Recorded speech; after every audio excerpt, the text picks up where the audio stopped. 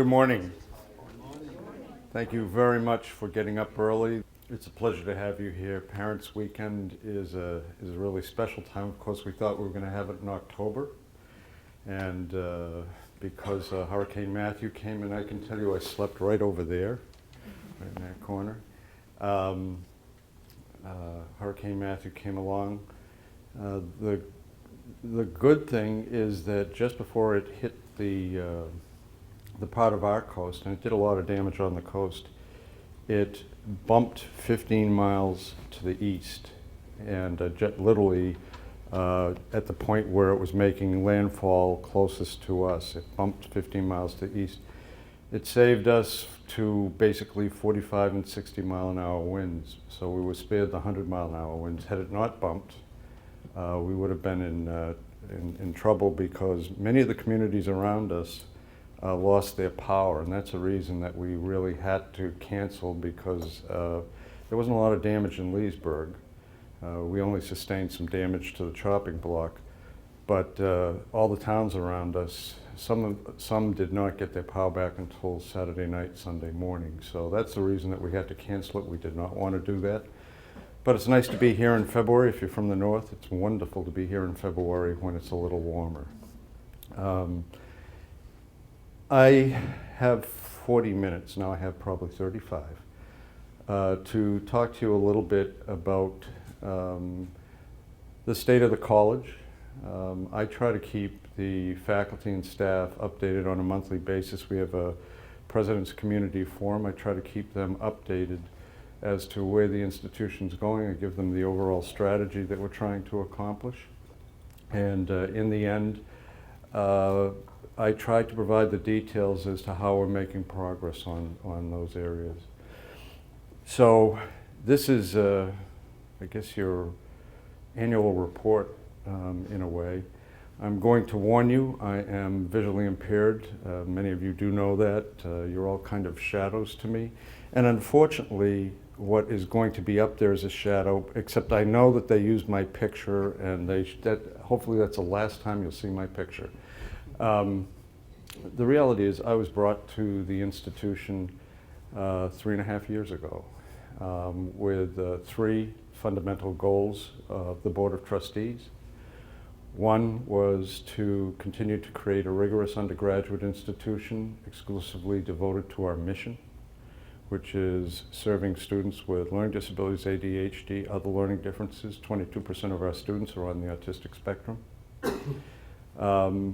Some of our students have undiagnosed areas of processing issues and executive function issues. I can tell you we're the best at what we do.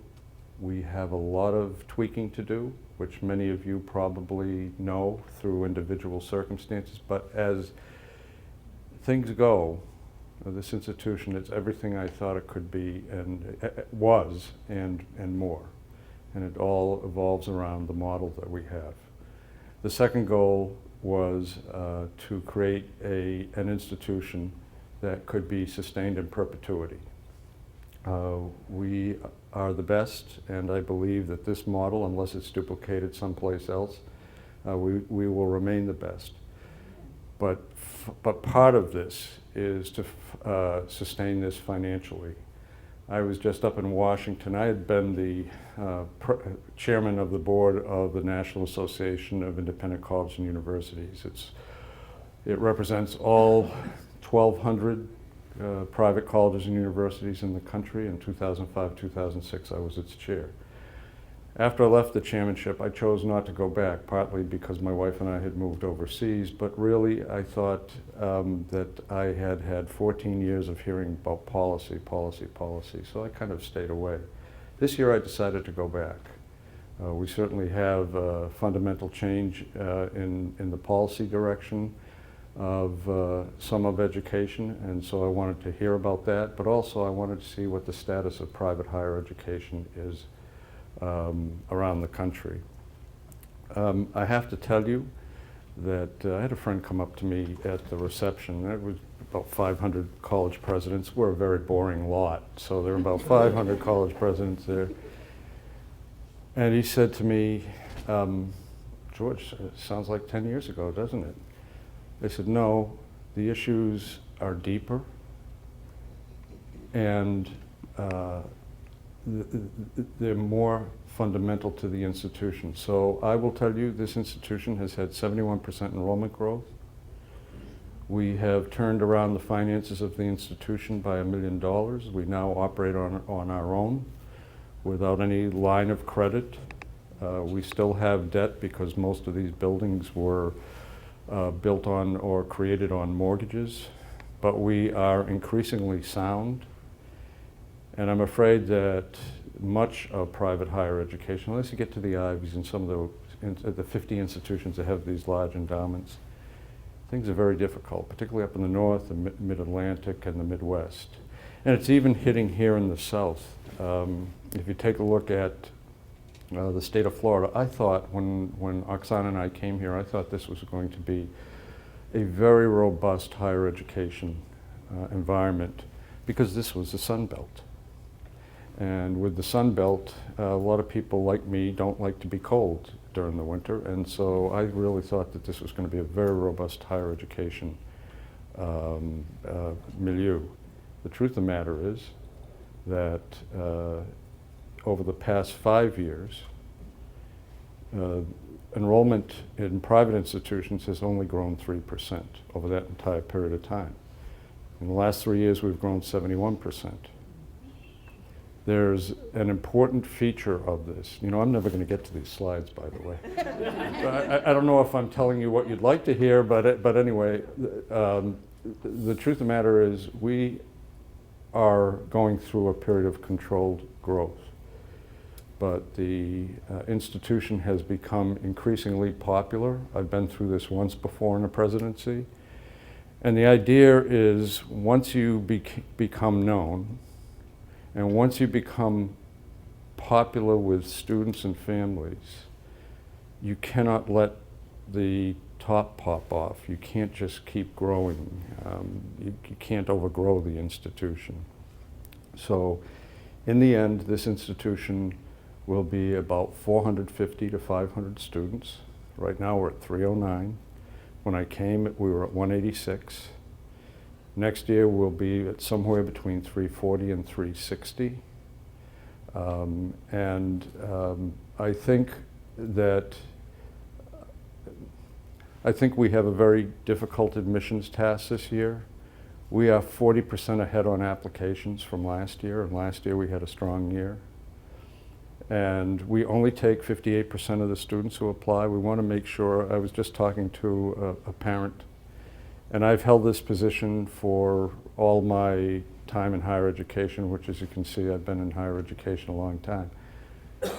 I believe it's an ethical responsibility for an institution of higher education, when you admit a student, that you better darn well know that you can be successful and that they can persist to graduation.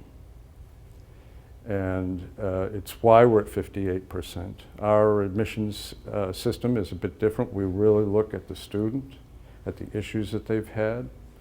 We are an educational community, not a therapeutic community. Some of our students have issues that they need to deal with before they can really pursue a rigorous undergraduate education. And remember, we're accredited.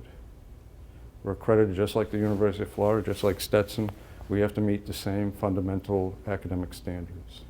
So that's the importance of making sure that our students can and will make it through. The third reason I was brought here was to try to, in growing the institution, to secure its well-deserved reputation as the best in this country. There are others that have tried to claim that mantle. Nobody has our graduation rates. And the U.S. Department of Education has two data sets. One's called IPEDS, and I forget what that means, but it's IPEDS, that's the acronym. And the other one is the NCES data, National Center for Educational Statistics. And so they collect data that every institution has input into, And it really does try to make an apples to apples comparison. What the U.S. Department of Ed has reported over a number of years has been that we've been over 80% on our 4-year graduation rate. They use a 6-year number. So it's 150% of that 4 years, which is 6 years.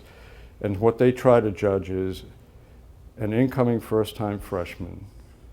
What is the percentage that graduate within 6 years, get that 4-year degree? So our numbers have been in the 80%. I think that's too high. I'm going to be very honest with you. I think that's too high, unless they're calculating students that may have transferred from here that we didn't know went back into higher education. What I can tell you is that we've done our own analysis, because I want to make sure that we're honest about whatever we say and whatever's said about us. And I can tell you that it's just below 70% 4-year degrees in 4 years. You know, we can tell you the students who graduated all the way back for the past 10 years. So I know we're just about at 70% in 4 years. To compare that, the closest institution to us that specializes in students with learning disabilities is 41%. Our major competitor, who will remain nameless, is at 28%. But the national average for all students with learning disabilities and ADHD, this is a national transitional study. So a four-year degree in 4 years is 6%. I just wrote a book chapter that I believe is going to come out this summer about the ethical responsibilities of institutions of higher education to serve 15% of the population. Our students here may be 100% of this population, but they're 15% of the national population in every institution across this country. 15%, and I'm using the low figure, the figure that I know. If you look at the national data, they'll tell you it's probably 20%, but I'm not there yet. I've been in the federal government. I did the federal counting. I know its downfalls. So I can tell you that absolutely 15% of the students who go to an institution of higher education, from the Ivies down, by the way, have a learning disability, a learning issue, ADHD, and are on the spectrum. I can tell you point blank 15%. So now you see how these students are being served, and I think it's not something that's talked about, by the way, these kind of graduation rates. And I am not going to be, I believe once this book chapter gets out there, I'm not going to be very popular at things like NICU, because it is a significant population of students that we are underserving and we have not really talked about. So what did we need to do? And let me try to go to the slides very quickly. Thank you, Sam. We have really tried to staff up to create an undergraduate institution that is the envy of our peers and even those institutions we aspire to be with. And one way of an institution to become known is to get the best communication system you can. And about 1.5 years ago, we were very fortunate to have recruited away from the Orlando Sentinel, one of their editorial people, and a journalist of the first order. His name is Darrell Owens. So if you see some of the things that are out there, it's really extraordinary what he's been able to do to get us in the forefront. But, you know, the reason I didn't want my picture up there, this is not about the president. I'm just the ambassador for what happens here. I am the ambassador. The people who really are important to you as paying families are the people in the classrooms, the people who are in the learning specialist offices. That's the real deal. And we have some extraordinary people here, I will tell you that, extraordinary people here. But nobody knew them. So what Darrell did strategically was to begin to get our faculty out into the media. A journalist may say, I'm writing an article on anxiety or emerging adulthood. And do you have anybody who can comment on that so I can include them for comment in my article? And the truth of the matter is, we have a lot of experts in a whole number of fields. And I've been at liberal arts institutions, and I've never seen the kind of exposures that this little college has received. The numbers were up there. I remember the numbers being up there. I think it's the next slide. Is the next slide? Yeah, 154 hits, 19 of our faculty and staff. That's pretty extraordinary, and you can see they're all the way from the New York Times to Cosmopolitan. 4 years ago, I never heard of Beacon College. I'm now the president. And part of it was I did not know about this mission. I did not know about multimodal teaching in the classroom. And very honestly, I was saying to a parent last night who's an educator, the most amazing piece to me when I came here was that you could teach in an undergraduate classroom students with learning disabilities, ADHD, and students on the spectrum, and other executive function issues. You could teach them all in the same classroom, and they'd all be successful. You try to do that in the K through 12 system. Impossible. I couldn't figure out how this worked. And I came here very honestly to learn, because I had been out of special ed for quite a while, but I came here honestly to learn. And the truth of the matter is, it works because professors teach multimodally in the classroom, and those students support each other. That's the deal. And they have a learning specialist who's working with them to keep them on task. And by the way, every freshman at any institution across this country needs a learning specialist. They need to keep on task.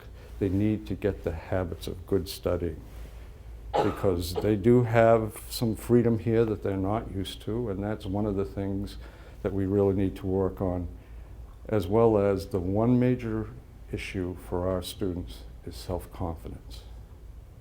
You know, our first semester is about self-confidence. So I want you to know, for those of you who have freshmen sons and daughters here, the miracle, to my mind, the miracle certainly happens by the end of freshman year. It may take for some into the sophomore year, but they become confident that they can learn. They become confident that they can learn at the undergraduate level. They become confident through the kind of four-year curriculum we have that there are jobs out there that could be consistent with their passion. Now, these are magnificent unknowns to them when they come here. You can walk down the street, you can see, you can pick out a freshman versus a junior easily. Easily. Because the juniors are pretty self-confident, and it's not only that they have friends. Our students do pick up friends pretty readily. We still have trouble getting them out of the bedroom gaming, you know, but the truth of the matter is they do make friends. But it's just a sense of bearing that these students have, and you can see a freshman who's just trying to get their sea legs. So we wanted to get that message out, and we've gotten it out through, you can take the next one, Sam. We've even had some of our students. This is our new initiative to get our students as op-ed writers. And they do it themselves, by the way. So we've had 3. And we've only done this for a semester, and they've done an awesome job. And we have new faculty in our English department who are really motivating these students and working with Darrell on getting these placements. And so here are students that probably 2 years ago, several of these students are freshmen, probably 2 years ago, never thought they were going to college. They had managed expectations. Those expectations were managed for them. So this is what we're trying to do to get the word out about Beacon. The upside, is we have more. The upside, I don't know what that was. The upside is we have increasing numbers of students and families that are attracted to us. And some, if we're not careful, that can also be our downside, because we cannot grow too quickly. So next year we'll be at 340. The max that we can take next year is 360. And I'll talk a little bit about our strategy from there. Television, radio, now to the facilities growth. Go ahead, Sam. Thank you. Go to the next one. Why don't we do that? The first building that was constructed by Beacon College was actually in 2013. Everything else was a rehab of an existing building. When I was a candidate for this position, this was not yet finished, and it had been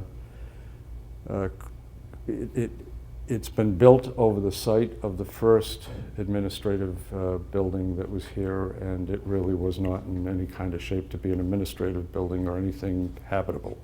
So it was taken down, and the board went out and did a $2.4 million bond issue to create the core administrative building, and also added some academics to it.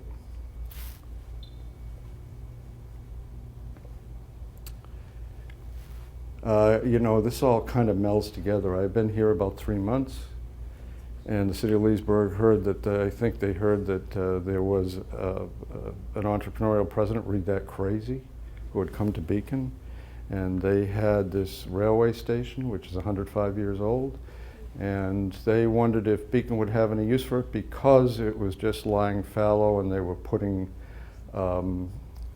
recreation equipment in there.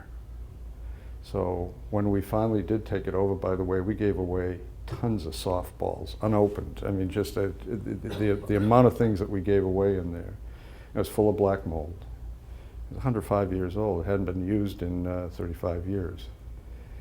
So we agreed to a 30-year renewable lease. I'm paying 100 times more than I wanted to. I wanted to pay $1 a year. They wanted $100 a year, so I took it. So what we committed to do was to rehab it, to make it something very, very useful, very beautiful. And so in 2014, we began to develop that. The other thing is, at the time that I got here, this is Beacon Commons. At the time that I came, we already had a housing problem.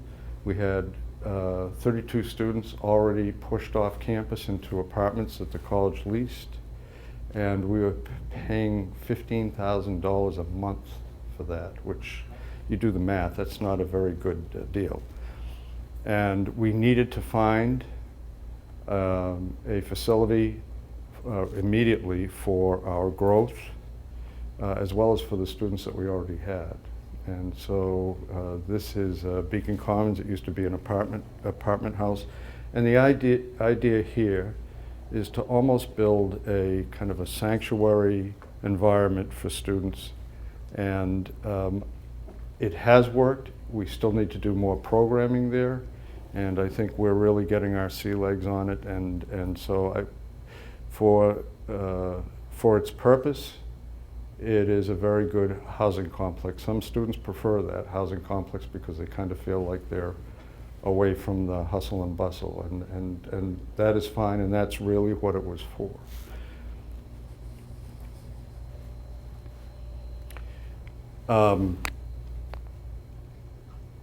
When I came late June of 2013, the Board of Trustees had already approved a studio arts program. And by the way, for those who have sons and daughters in the studio arts program, it really is a gangbuster studio arts program. It's very broad-based. The one thing we do intend to add to it, which is kind of a boutique thing, but it's very popular, is glass blowing. And I don't think we're going to see that for the next year, but certainly within the next 2 years we'll have a glass blowing. But it has everything else: stained glass, all of the sculpting. So it is a very good program. And our faculty, when I first met them, said, we want to run with the big dogs. And the truth of the matter is, it's really been well developed. There are 3 outstanding faculty. They're all artists in their own right. But that program had no space. So next door to Beacon Hall was a former fitness center. And if you've been in there, you can see that one of our classrooms is the racquetball court. And the kids like that. It's all wood floor. It's kind of nice. But what we did was we rehabbed the inside and really made a very functional academic building, also for its purposes with a very nice sized gallery for the size of our institution. We have exhibits there, we have many student exhibits there, and I was really proud of what was on the inside. On the outside, however, it still looked like a beaten up athletic facility. So last year we did what I call a Disney. We put a facade on this to allow people to understand what was going on inside, which was first rate. So now the outside reflects really the academic purpose of that building. We also started the creation of a pocket park system. It's, I think it's a bit of the rage now in outside architecture. The Mitch's Place, which we're going to dedicate today, is another one. But we are in downtown Leesburg, and I'm a big believer in green space. I grew up in the country, and I'm a big believer in green space. So the pocket park concept is the beginning of trying to put a network of these pocket parks, places for reflection, for decompression for our students, and sometimes our faculty, but places where you can just sit and relax, because that's a very important feature of what we try to teach our students here, particularly those who suffer from anxiety. We have not yet run out of classroom space. We're going to be close. We've not yet run out of classroom space, but we have run out of our beds. And we've unfortunately had to double up some students who preferred single beds, and we're going to try to deal with that very, very quickly. But we're also out of some of our academic support spaces. We're out of office spaces for staff. We're going to do a lot over the course of the next 6 months to take care of that. But one issue that we had was that a number of our services were spread out, and so that we felt should be more coordinated, particularly life coaching and counseling, and even career development. Well, in May of last year, we were trying to figure out what to do, and the American Legion Post had run this building as a post club bar, but they got into a little trouble. They were doing some illegal gambling in there, and the city closed them down. And now their city ordinances that they violated, so they wanted to get outside the city limits and to sell this. We were in need of a space. We purchased it. I still can't believe it was done in 2 months, but if you go inside that building now, you can't tell that that is a converted building. Everything looks brand new in there. We now have coordinated our counseling with our life coaching, and our career development is in that area. I believe next year we're going to make a further conversion to place the writing center there, because the writing center is clearly overcrowded at this point. I actually want to be better known than the guy who brought Starbucks to Leesburg. But the truth of the matter is, we have two companies, two parts of a company, Sodexo. I was very familiar with Sodexo. I had worked with them. I've worked with many food services. I work with many facility groups. And I think Sodexo is the top of the line. And so we brought in Sodexo to professionally manage our food service, our dining services, as well as our facilities. And I think you see the impact on our facilities. But when we were doing the final negotiations, they said, you know, down at Rollins College, we have these things called We Proudly Served by Starbucks. It's a Starbucks. I said, could you do that here? Because, you know, I never want Rollins to get a leg up on us. So they said, well, yeah, we could. I said, when? And they said, we could do it as early as this summer. We had been asked by the city to take over what we call the Navigator Cafe, that area, and we'd run it ourselves. And we were doing okay. But if you put a Starbucks in there, you tend to grow your revenues, which would allow us to both grow our revenues, have a place for our students to work, and have the halo effect of having Starbucks on campus. So all those things. So we did put Starbucks in the Navigator. It's now called Starbucks at the Navigator. Starbucks at the Navigator. So I'm still the guy who brought Starbucks to Leesburg. People always talk about that. If I'm out in Leesburg, they say one or two things. That's wonderful you brought Starbucks to Leesburg. Or, you know, it's kind of great that you brought Starbucks to Leesburg, but the prices went up. That's how, you know, I hear that a lot. Okay, one thing you should know is this summer, phase 3 of that renovation is going to be completed. It's going to be in there's a white, what used to be the luggage area. So that is going to be now converted into probably a wow, not only for our kids, but for higher education. I don't know anyone. That is going to be where all of the fitness equipment will be, instead of being crowded in the area where it is right now. All the fitness equipment will be there. We're going to leave it rustic, and we're going to put a large picture window out onto the bike trail so kids can look out while they're working out, doing their fitness routines with the equipment. And I can honestly say, we've already been in University Business Magazine as a wow, with a place that took a 105-year-old building, railway station. We're the only ones that I know that have their own railway station, but railway station did that. But when this fitness piece is done, we met yesterday with the construction people. We want it to have that rustic inside as well as the facade, and have everything else modern, and have natural light and a picture window. And I think it's going to be pretty spectacular. The most expensive part of this is going to be the insulation and the air conditioning, but it's got to be done.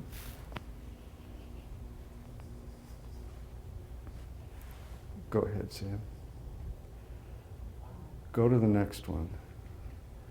Okay, so now can you flip back? So we call this the academic mall. It is our main academic area. It's got the library, it's got classrooms, it's got the math lab. Right now it has the writing center and also our biology classroom in it, and all the classrooms upstairs. So okay, go to the next one. That is what it's going to look like next August.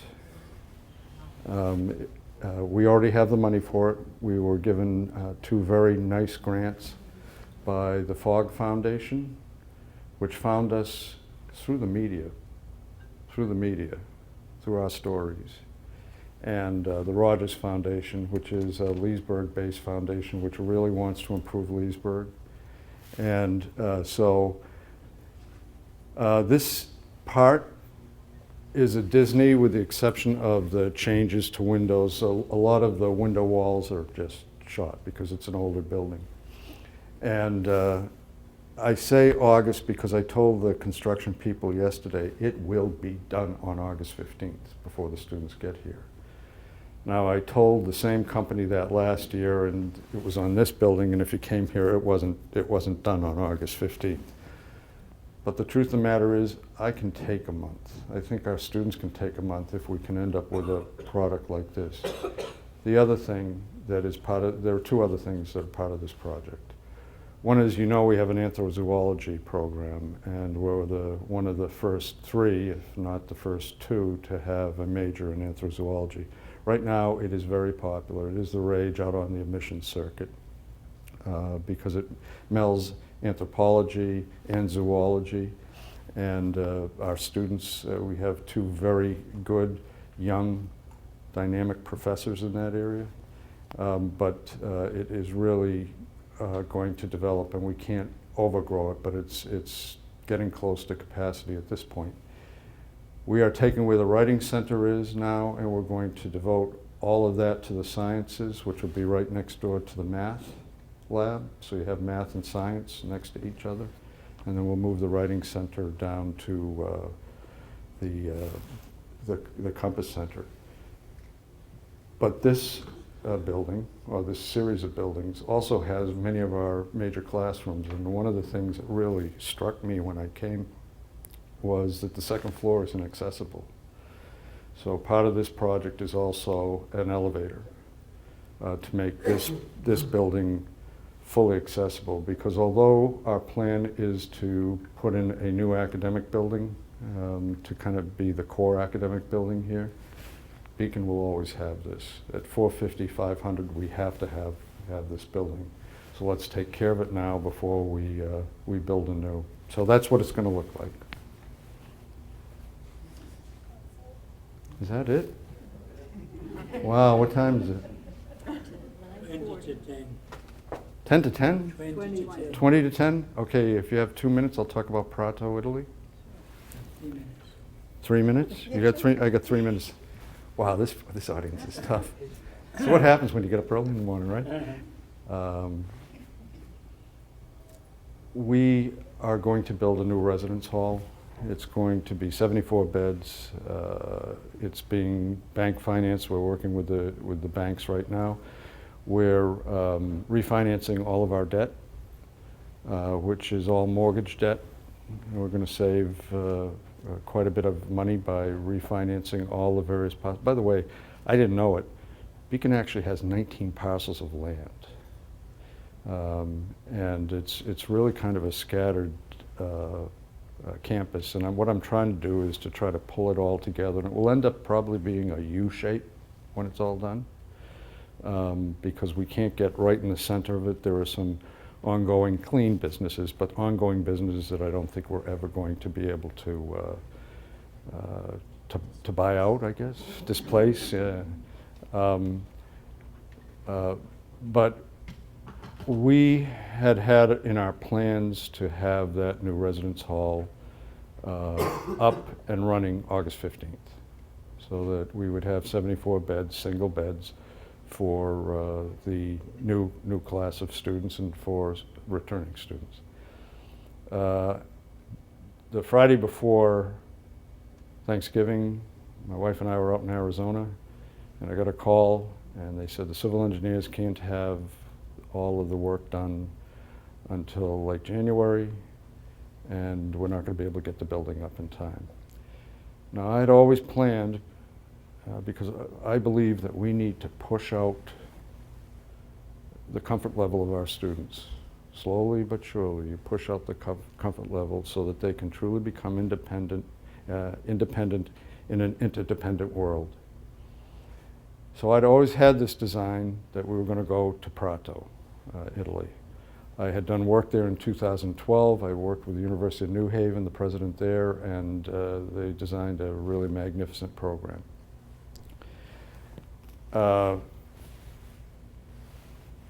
So we were going to do it. Now we're doing it 2 years earlier, because I do not want this campus to be overcrowded to the degree that it was this year. And the only way I know of doing that is to have a group of students who are going to something, for many of these students, something better. If you're interested in art, this is 6 miles outside of Florence. So Dr. Chandler, the provost, and Darrell Owen and I went over 3 weeks ago. And just to show you the popularity, University of New Haven first thought that they were going to set this up here. The president and I kind of designed it.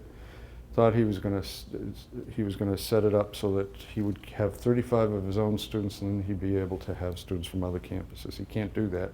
It's at 100 students now. He's absolutely maxed out, 100 students a semester, because of the program.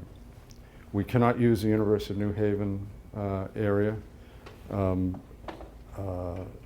So the program is designed, and I've done one of these in Vienna and one in Athens at my prior institutions. The program is designed to be just about the same cost as being on the Leesburg campus. And you can take your financial aid with you, and that's the beauty of it because we run it. The only additional costs are going to be the airfare and a $950 orientation fee because we're going to have an orientation here, take all the students over together. They get 87 days in Prato. We want to keep it under 90 so they don't have to go through the crazy visa process. And I can assure you, I've done it, and I've sent students through it, and you don't want to do it. It takes forever, and it's very confusing. So if they're under 90 days, the students can be in the program, and they don't have to get a visa. They can travel on their passport. And then there'll be a final 2 days back here that's all covered under the orientation fee, where they get ready for the spring semester, and we do some debrief with them. 1 full semester, 15 credits.